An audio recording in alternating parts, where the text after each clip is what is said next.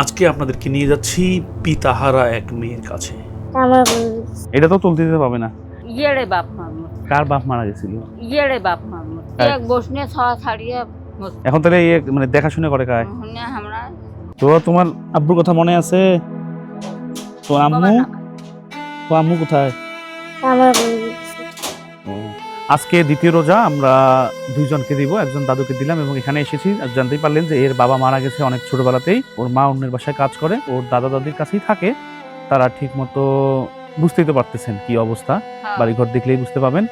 আপনারা সহযোগিতার হাত বাড়িয়ে দিন সবার মাঝে। আমরা যতটুকু পেরেছি তাদের মাঝে আমাদের যে এখানে চাল ডাল লবণ তেল দিয়ে যাচ্ছি, ভবিষ্যতে যেন আমরা দিতে পারি এই দোয়া করবেন এবং এদের জন্য দোয়া করবেন। এটা তো তুলতে দিতে পাবে না।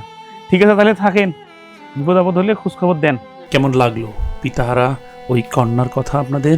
সে লজ্জায় মুখ তুলতে পারছে না। আসুন এদের গল্প তুলে ধরি।